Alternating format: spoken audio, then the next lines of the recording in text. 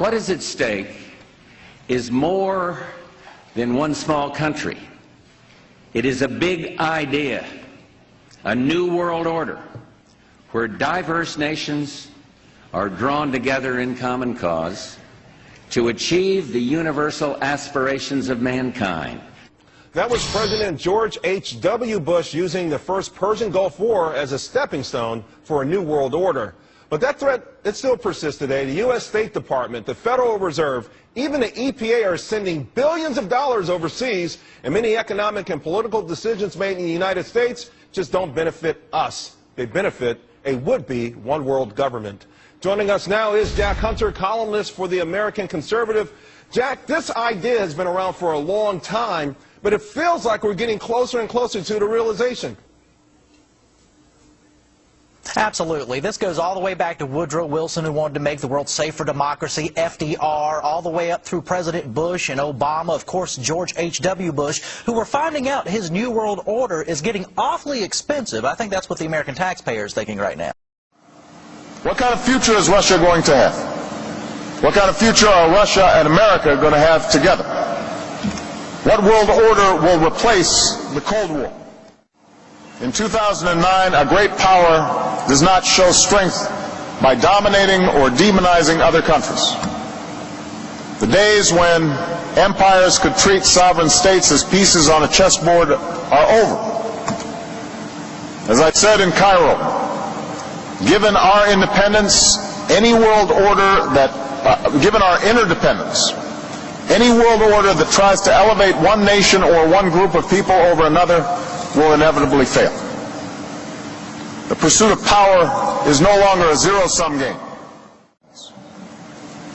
Now we must see that the period of transition which you have lived through ushers in a new era in which nations live in peace and people realize their aspirations for dignity, security, and a better life for their children. And international law will give way to the law of the jungle. And that benefits no one. The time has come for the world to move in a new direction.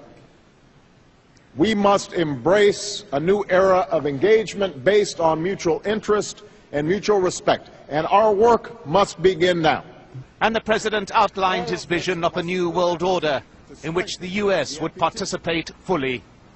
One rooted on 4 basic principles. Non-proliferation and disarmament, the promotion of peace and security, the preservation of our planet, and a global economy that advances opportunity for all people. Among the speakers that followed the U.S. President, the leader of Libya, Muammar Gaddafi, speaking at the UN for the first time after 40 years in power. And waiving the UN Charter, he called for an end to any permanent membership of the Security Council, arguing that small nations should have the same rights as the big. It was a speech that lasted well over an hour and covered subjects ranging from jet lag to political assassanations. And then the assassination or the killing of Kennedy in 63 or 62, the President of the United States of America. Why? We want to know who killed him. Somebody who by the name of Lee Harvey, and then another Jack Ruby killed Lee Harvey.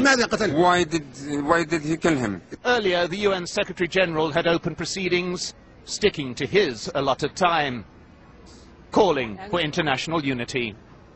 If ever there were a time to act in a spirit of renewed multilateralism, a moment to create a United Nations of genuine collective action, it is now.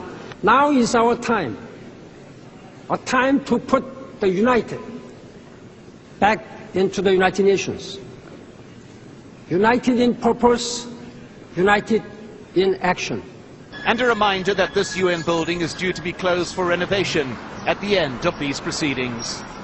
Our common ambition is to make this outward renovation the symbol of inward renewal. A renewal, importantly, in which the United States says it is willing to both lead and be part of. Mike Hanna, Al Jazeera, at the United Nations in New York. I will keep America moving forward, always forward, for an endless, enduring dream and 1,000 points of light. This is my mission, and I will complete it. George H.W. Bush would campaign for a new world order like no other president before him. He would openly discuss it during his State of the Union address. What is at stake is more than one small country. It is a big idea, a new world order, where diverse nations are drawn together in common cause to achieve the universal aspirations of mankind. Again, a unified Europe was a major goal in creating this order. With few exceptions, the world now stands as one. A year and a half ago, in Germany, I said that our goal was a Europe whole and free. Tonight, Germany is united. Europe has become whole and free. The world can therefore seize this opportunity to fulfill the long-held promise of a new world order. We can find meaning and reward by serving some higher purpose than ourselves. A shining purpose, the illumination of 1,000 points of light. Bush Sr. and his administration would tour and promote this agenda across the board at any given opportunity. The President has spoken often of a new world order. And we have an unprecedented opportunity to build a new era of peace and prosperity here and abroad, to build a new world order. It's my understanding, I think that the President, and I don't know the context of how it came up in his speech last night in New York, said that China must be a part of the new world order. I guess I would like to ask you how you envision China fitting into the new world order. It is a country that we are going to have relationships with by virtue of its geopolitical importance. American officials say breaking down regional and national barriers to the flow of goods and services would represent a spectacular benefit to economies around the world. We are building a new world order. Bush would actually make a commencement address at Maxwell Air Force Base declaring the birth of this order. And that's why I wanted to speak to you today about the new world taking shape around us, about the prospects for a new world order now within our reach. This is an historic moment. We have in this past year made great progress in ending the long era of conflict and Cold War. We have before us the opportunity to forge for ourselves and for future generations a new world order, a world where the rule of law, not the law of the jungle, governs the conduct of nations. When we are successful, and we will be, we have a real chance at this new world order, an order in which a credible United Nations can use its peacekeeping role to fulfill the promise and vision of the UN's founders. All these new challenges are bringing together about the biggest restructuring we have ever seen, not just of the global economy, but of the global order as a whole. And 200 years ago, a famous British Foreign Secretary said that the new world had been called into existence to redress the balance of the old. In 1990, another old world ended, dominated by the Cold War, and people talked then, in 1990, of a new world order. What they actually meant then was a new political order. And what was not foreseen then, but is obvious now from everything that we see and do, what we experience in every day of our life, is the sheer scale and speed and scope of globalization. And it's only now that we can begin to understand that the world order that globalization brings and what it's going to look like, it's driven forward now not just by the balance of military strength, the Cold War times, or ordinary political power. It's being driven forward by a seismic shift in economic power that we see around us. But what does the New World Order mean for countries like ours who are looking to succeed? I suggest that the countries that are going to succeed are those that combine flexibility, free trade, open markets, with proper stewardship of the environment and investment in education, infrastructure and innovation. And the question for us is how we meet and master all these challenges to ensure that Britain enhances its competitiveness in the process and realises what I believe is our destiny of success in this new world order. So, in conclusion, ladies and gentlemen, a new world is emerging. It is a new world order with significantly different and radically new challenges for the future.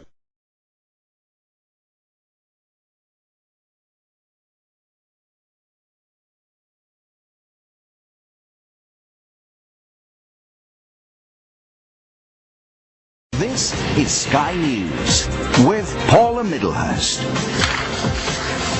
Well, there have been extraordinary scenes in Berlin tonight as thousands of people gathered to hear Barack Obama deliver key foreign policy speech on his current European tour. The Democratic presidential hopeful laid out his vision for America's place in a new world order, saying he was speaking as a proud citizen of the United States and a fellow citizen of the world. Well, Senator Obama's tackled America's place in the world at several points in his speech, acknowledging recent splits between the US and the rest of the international community. In Europe, the view that America is part of what has gone wrong in our world, rather than a force to help us make it right, has become all too common. Yes, there have been differences between America and Europe. No doubt there will be differences in the future. But the burdens of global citizenship continue to bind us together. A change of leadership in Washington will not lift this burden. In this new century, Americans and Europeans alike will be required to do more, not less. Partnership and cooperation among nations is not a choice. It is the only way, the one way, to protect our common security and advance our common humanity. Here to drive performance.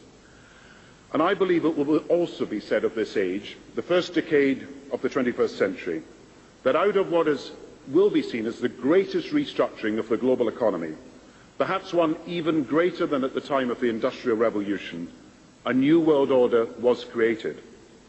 When my predecessors were speaking to this event a century ago, the world order of the 19th century they were describing was defined mainly by the balance of military power, and they saw European empires dividing the world between them. From the time of 1945, when my predecessors of the post-war years spoke to you, the world order was simply defined by the high-stakes standoff that characterized the Cold War years. These were orders that were ultimately reflected by political weight and military strength. But today, with Asia already outproducing Europe, India and China are clearly becoming part of our new order, and they're doing so principally because of their economic strength and potential. And while military and political power retain their status and always will, and today, as a pilgrim of peace, I have come here to pay homage to Mahatma Gandhi, hero of humanity. Mahatma Gandhi thought that if all men and women, whatever the differences between them, cling to the truth with respect for the unique dignity of every human being, a new world order, a civilization of love can be achieved. May God guide us and bless us as we strive to work together hand in hand and build together a world of peace.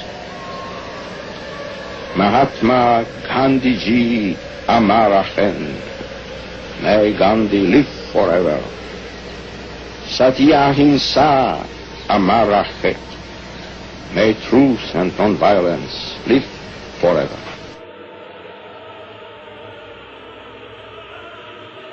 Now, over the last decade, Policy Network has performed a momentous role in the development of progressive thinking, bringing us together as one global progressive family.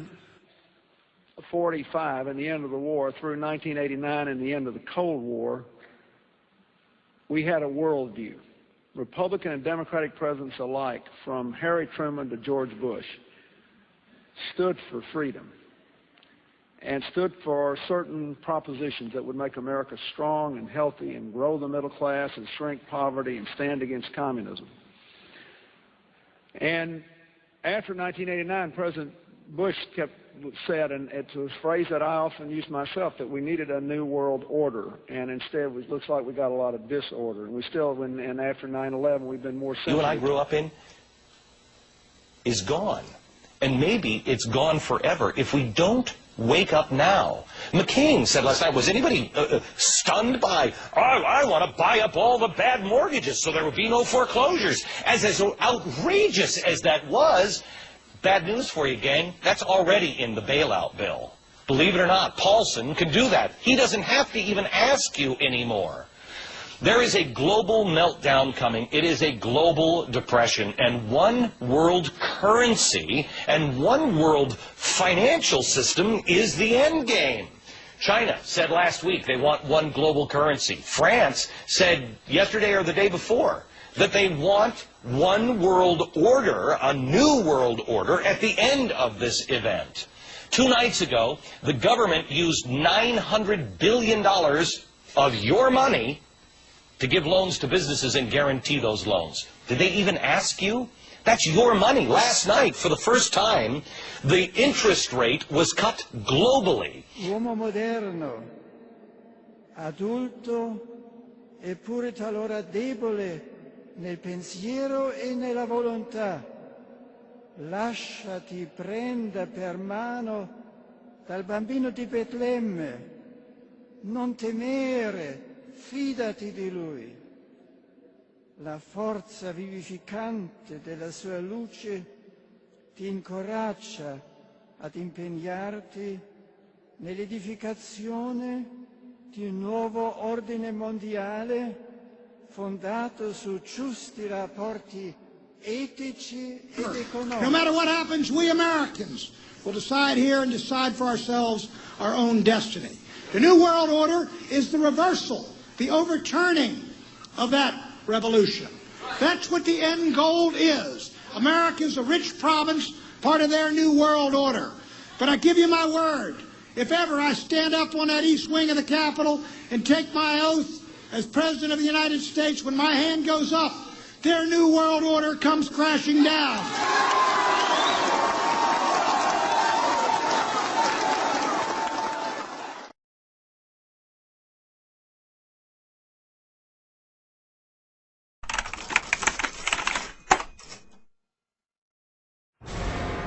President John F. Kennedy. Ladies and gentlemen, the very word secrecy is repugnant in a free and open society, and we are, as a people, inherently and historically opposed to secret societies, to secret oaths, and to secret proceedings. We decided long ago that the dangers of excessive and unwarranted concealment of pertinent facts far outweighed the dangers which are cited to justify it. Even today, there is little value in opposing the threat of a closed society by imitating its arbitrary restrictions. Even today, there is little value in ensuring the survival of our nation if our traditions do not survive with it.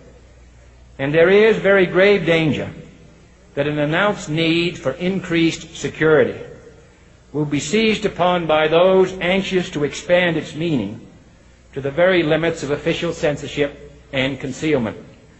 That I do not intend to permit to the extent that it's in my control.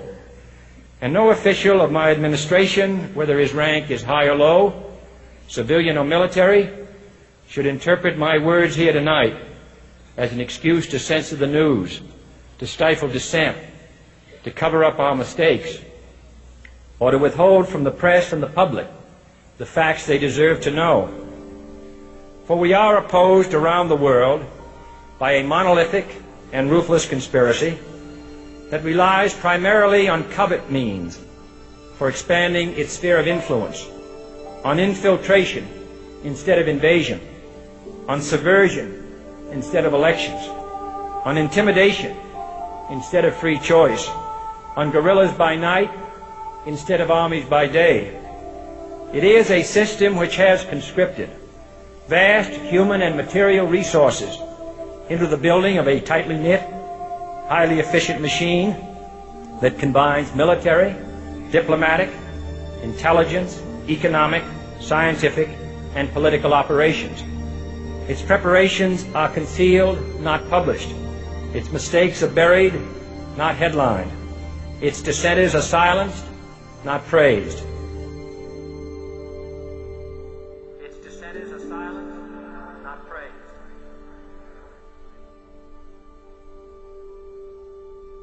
Its dissenters are silenced, not praised. Its dissenters are silenced, not praised. Its dissenters are silenced, not praised. Its dissenters are silenced, not praised. No expenditure is questioned, no rumor is printed, no secret is revealed. No president should fear public scrutiny of his program, for from that scrutiny comes understanding, and from that understanding comes support or opposition, and both are necessary. I am not asking your newspapers to support an administration, but I am asking your help in the tremendous task of informing and alerting the American people. For I have complete confidence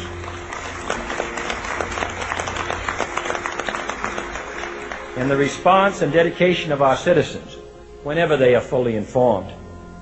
I not only could not stifle controversy among your readers, I welcome it.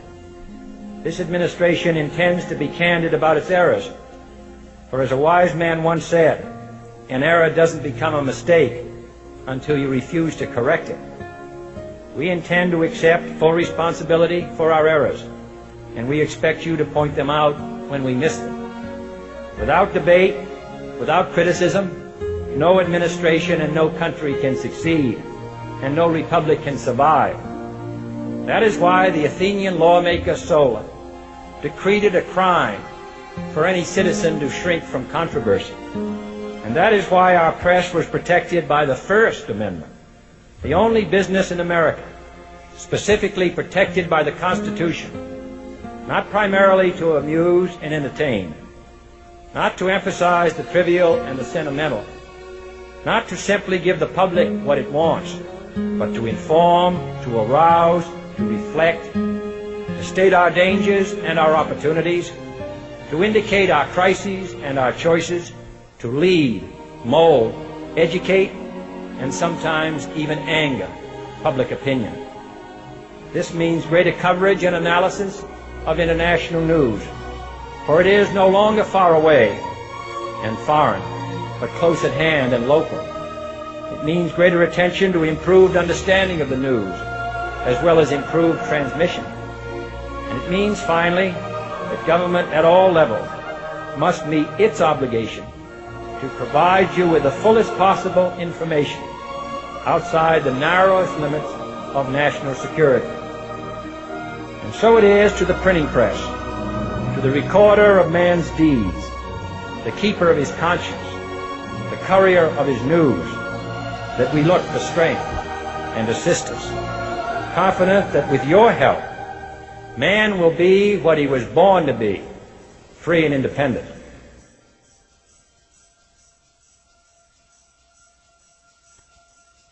You were both in Skull and Bones, the secret society.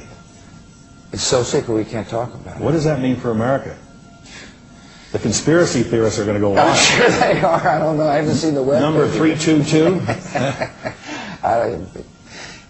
You both were members of Skull and Bones, a secret society at Yale. What does that tell us? Not much, because it's a secret. Is there a secret handshake? Is there a secret code? I wish there were something secret I could manifest. 322, a secret number? There are all kinds of secrets, Tim, but one thing that's not a secret. I disagree with this president's direction that he's taking the country. We can do a better job, and I intend to do it. And we'll be watching. Be safe on the campaign trail. John Kerry, thanks for joining us. And we'll be right back. It's good to be back at the Council on Foreign Relations. As Pete mentioned, I've been a member for a long time and was actually a director for some period of time. I never mentioned that when I was campaigning for re-election back home in Wyoming. Senator Clinton, how you doing?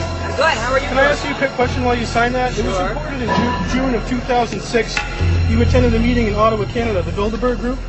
Can you comment on that? What's going on for the Bilderberg meeting, and what do you guys talk about up there?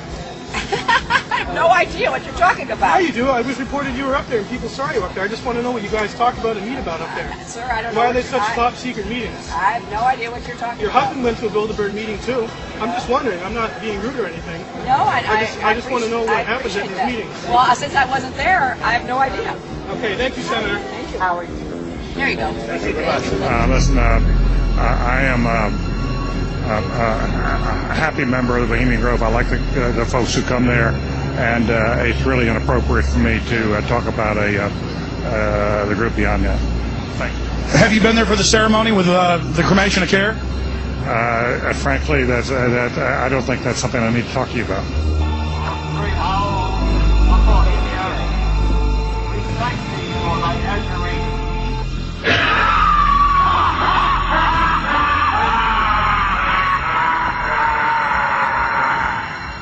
Have you been there for the ceremony with the cremation of care? Frankly, I don't think that's something I need to talk to you about. Really? That's right. Well, I'm Alex Jones, and I snuck in there in 2000. I'm the guy that blew it wide open and got the video. It's been on national TV. Well, I disrespect you for that. You do? I do. But it's a lot of big public officials going in there. Don't we deserve to know? I don't know anything about you, and I don't know anything about your film. But if you go in there with an understanding, you violated that understanding by releasing that film, and I don't respect you for that. Really?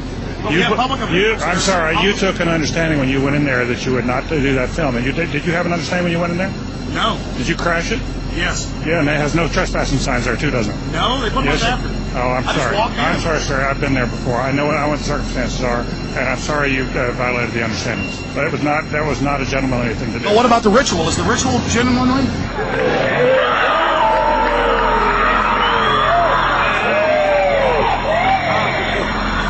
Sir, everything. I don't owe you this comment. I know.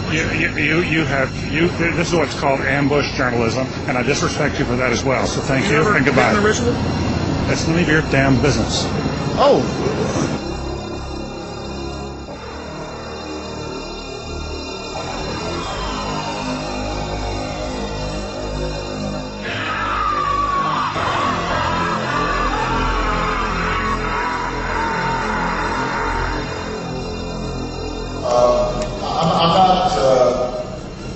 The Council on Foreign Relations, I don't know if I'm an official member. I've spoken there